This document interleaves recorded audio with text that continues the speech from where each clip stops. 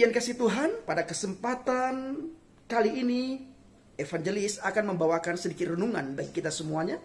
Dan ini sekaligus untuk menjawab komentar-komentar para netizen yang khususnya mereka datang dari agama seberang.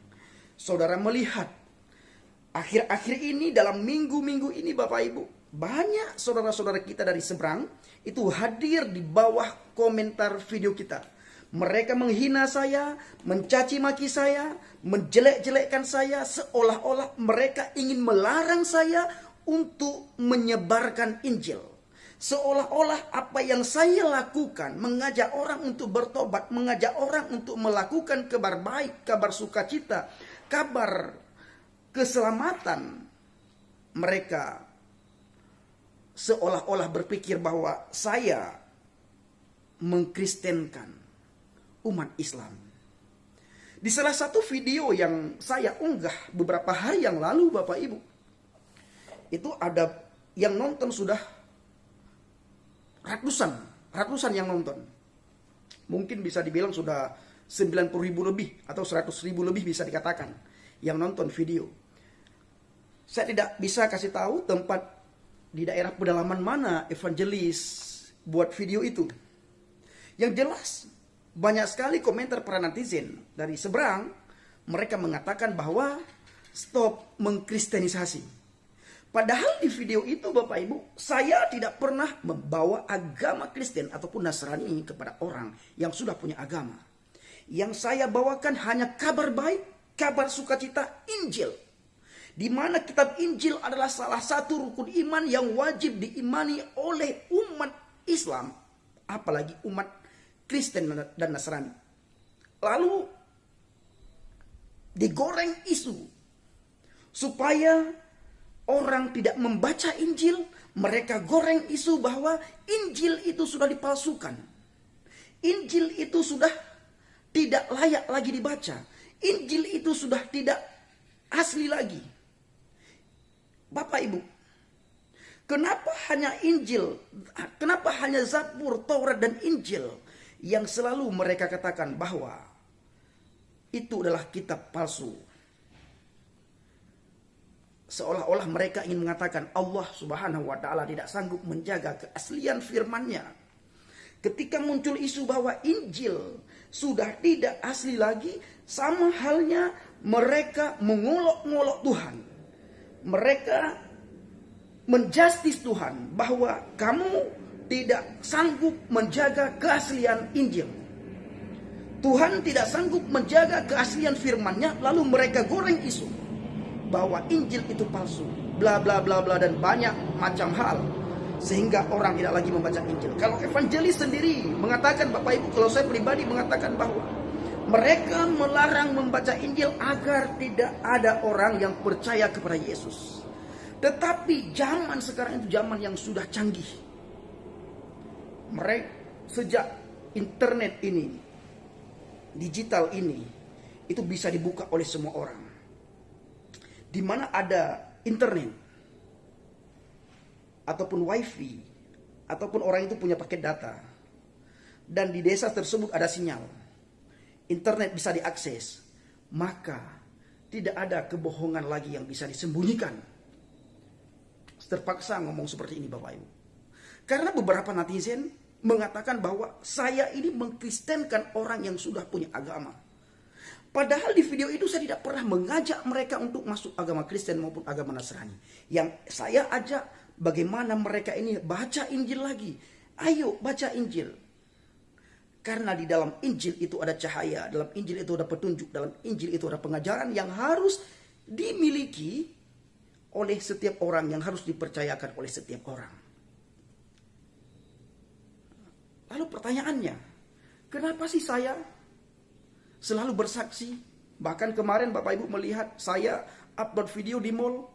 Saya ngomong sendiri Bapak Ibu, tujuan saya apa? Agar orang-orang yang lalu lalang di samping saya di mall itu, mereka mendengar firman yang saya sampaikan.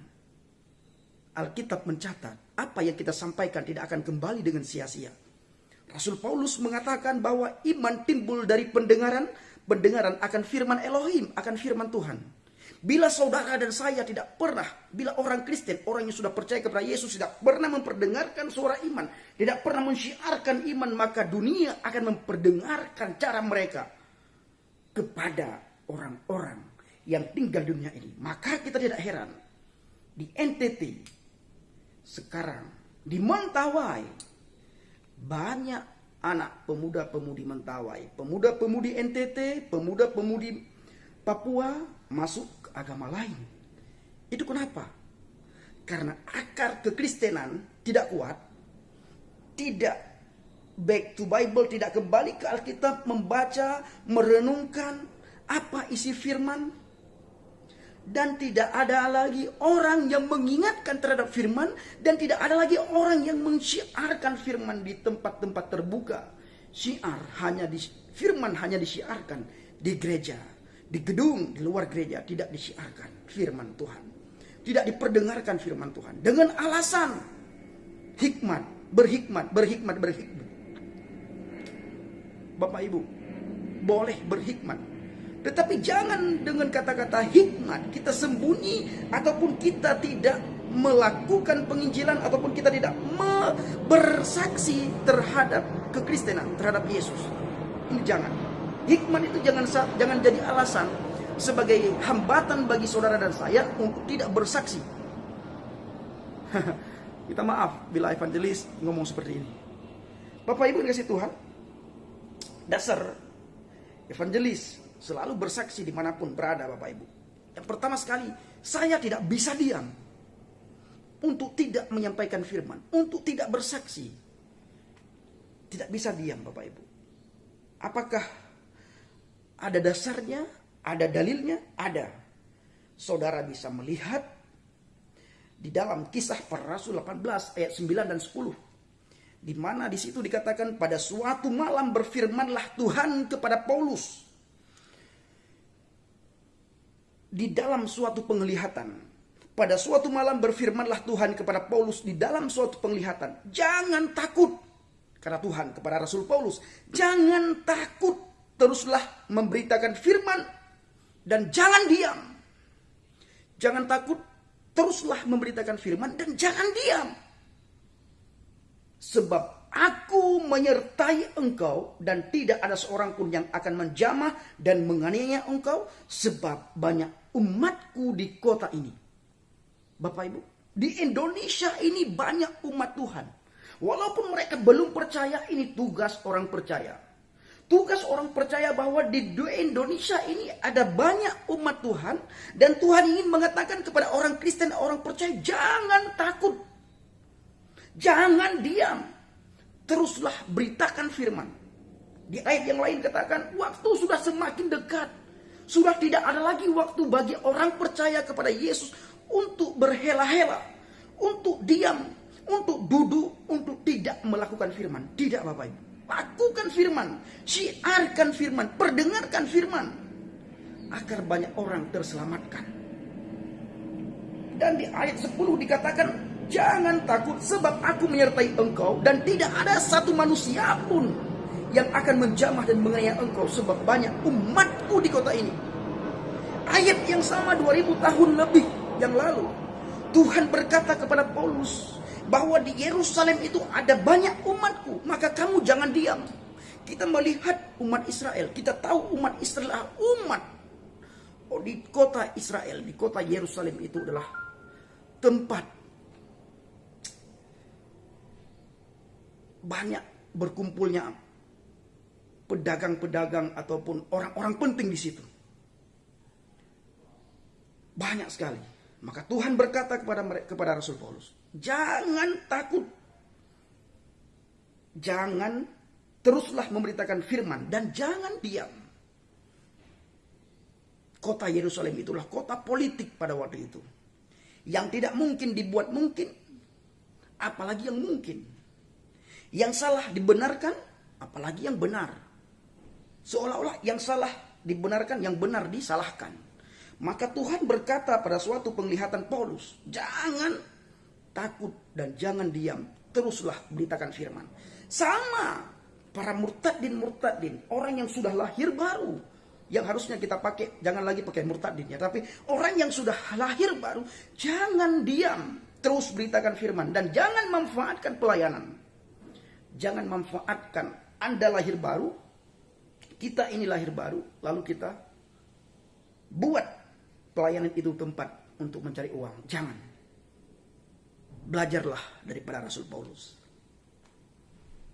Saya banyak dinasehatin oleh Bapak Gembala saya, oleh Bunda Yusnita Tanjung kemarin, beliau menasehatin saya, dan dalam minggu ini terus beliau menasehatin saya, dan Abi Saifuddin Ibrahim juga terus menasehatin saya supaya tetap melakukan penginjilan dan jangan manfaatkan penginjilan, jangan manfaatkan pelayanan. Begitu juga saya selalu katakan, jangan manfaatkan pelayanan. Dan ini juga Bapak Ibu, saya katakan kepada saudara semuanya, jangan lagi diam di gereja.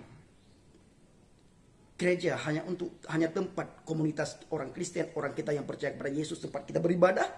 Yang selanjutnya Bapak Ibu, ladang pelayanan saudara dan saya adalah bukan di gereja, tapi di luar gedung gereja. Saudara melihat ketika kita mengabarkan Injil dibilang kita mengkristenisasi. Tetapi ketika mereka, pemuda-pemudi di Mentawai, Pulau Mentawai, diislamkan sama mereka, kita tidak pernah mengatakan islamisasi. Di Papua, ketika pemuda-pemudi Papua sudah banyak sekali masuk ke agama Islam, kita juga tidak pernah mengatakan mereka mengislamisasi orang Papua. Di NTT kita dengar baru-baru ini, kita juga tidak pernah mengatakan bahwa mereka mengislamkan anak-anak NTT. Islamisasi tidak pernah kita katakan. Bapak Ibu, ayo. Acuan saya Kisah Para Rasul 18 ayat 9 dan 10. Makanya saya tidak pernah bisa diam untuk tidak bersaksi. Saya belum bisa berangkat ke pulau-pulau lagi. Saya pergunakan internet untuk menyebarkan Injil. Dan mulai bulan besok Bapak Ibu, saya mulai turun lagi ke pelosok-pelosok. Rencana saya turun pertama sekali ke daerah Sulawesi. Di pedalaman Sulawesi. Saya tidak bisa menyebutkan Sulawesi daerah mana, desa apa, tempat apa. Saya tidak bisa katakan karena menyangkut beberapa hal. Yang jelas mulai bulan 10 ini saya mulai turun lagi ke pedalaman-pedalaman. Pertama sekali saya turun di Sulawesi. Nah, Bapak Ibu dikasih Tuhan, kalau kita melihat di dalam Injil Matius 10 ayat 28. Bunyinya begini Bapak Ibu. Injil Matius 10 ayat 28. Wala takhawfu minal ladzina yaqtulunal jasada walakin nafsa la yaqdiruna ayyaqtuluha bal khafu bil hari minal ladzi yaqdiru an yahlikan nafsa wal jasada kilaihima fil jahannam. Artinya Bapak Ibu yang kasih Tuhan, Injil Matius 10 ayat 28. Dan janganlah kamu takut kepada mereka yang dapat membunuh tubuh, tetapi tidak berkuasa membunuh jiwa. Tapi takutlah terutama kepada Dia yang berkuasa membinasakan baik jiwa maupun tubuh di dalam api neraka. Artinya jangan takut kepada manusia. Untuk kita tidak bersaksi, tidak menyampaikan firman, tidak menyampaikan kabar baik. Tapi kita yang harus kita takutilah kepada Tuhan, yang bukan saja bisa membunuh tubuh kita, tapi juga bisa membinasakan jiwa kita di neraka nantinya.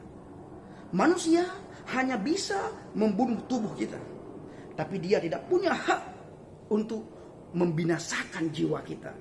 Dia tidak punya hak untuk menjustis kita untuk masuk neraka. Dia tidak punya hak untuk mencampakkan kita ke api neraka. Yang punya hak untuk mencampakkan kita ke api neraka adalah Tuhan. Bapak Ibu, saya sampaikan kepada netizen, saudara-saudara dari Islam yang sering muncul di channel saya. Buat apa kamu mencaci maki saya? Buat apa kamu menghina saya? Toh juga nanti yang masuk ke surga bukan kamu, bukan saya. Toh juga yang masuk neraka nanti bukan kamu, tapi saya. Yang masuk surga nanti bukan kamu, tapi saya. Begitu juga sebaliknya. Bukankah Al-Quranul Karim mengatakan lakum dinukum waliyadin, agamamu bagimu, agamaku bagiku. Nah, Bapak Ibu, Ada pepatah mengatakan, bila tangan kita ini kena duri, yang harus kita buang itu duri, bukan tangan yang harus kita potong. Bila di rumah saudara masuk setan, jangan bakar rumahnya, tapi setan ambil keluarkan ke setannya. Bila ada saudara-saudara dirasuki oleh setan, jangan tembak orangnya, jangan bunuh orangnya, jangan parang orangnya, tapi setannya yang harus diusir dari tubuh orang itu. Begitu juga ketika ada seseorang yang memeluk agama, itu urusan dia dengan Tuhan, bukan urusan kita. Jangan mencaci maki, jangan menghina, itu pilihan. Bahkan kalau kembali ke Bible, Alkitab, kami ini, terutama sekali saya, tidak mau menjadi pengikut Kristus, tidak mau menjadi orang Kristen. Sulit sekali menjadi orang Kristen. Dihina, dicaci maki. Banyak hal kami alami. Tapi karena Alkitab mengatakan, bukan kamu yang memilih aku, tapi akulah yang memilih kamu. Ketika pilihan itu datang pada kami, maka kami tidak bisa memaksakan diri kami untuk tidak ikut pilihan itu. Maka dari itu sekali lagi, ayo siarkan iman kekristenan kita kepada dunia. Kabar baik kepada dunia, agar dunia ini ada shalom, agar bangsa dan negara kita ada shalom. Terima kasih Bapak Ibu. Maaf video kali ini agak panjang sedikit Bapak Ibu, mengingat banyak netizen dari seberang muncul di kolom komentar video kita. Mereka begitu menghina kita, begitu marahnya kepada kita, padahal kita tidak mengejek mereka. Bapak Ibu lihat, mana ada video saya yang Bapak Ibu dapatkan, di mana saya menghina agama saya sebelumnya, di mana saya menghina iman saya sebelumnya, di mana saya menghina kitab suci sebelumnya. Tidak pernah Bapak Ibu jumpai. Kenapa? Alkitab mengajarkan kita, kasihilah sesama manusia sebagaimana engkau mengasihi dirimu sendiri. Alkitab, Yesus Kristus, Yeshua HaMashiach mengajarkan, kasihilah musuhmu, doakan mereka orang yang menganiaya kamu. Tidak pernah disuruh balas kebencian dengan kebencian, tetapi balaslah kebencian dengan kebaikan. Balaslah kejahatan dengan kebaikan. Doakanlah mereka, orang yang mencaci maki dan menghina. Terima kasih Bapak Ibu dikasih Tuhan. Dasar ayat inilah evangelis selalu kowar-kowar di media sosial untuk memberitakan firman dan bersaksi bagi kebesaran nama Tuhan. Shalom alaikum bishim HaMashiach. Salam Aki. Aku kabarkan Injil keselamatan Bapa Yahweh, bishim Adonai Yeshua HaMashiach, Ruach Kudus memberkati saudara dan saya. Haleluya, haleluya, amin. Salam Aki. Aku kabarkan Injil keselamatan. Anaknu Meyuh Khadim.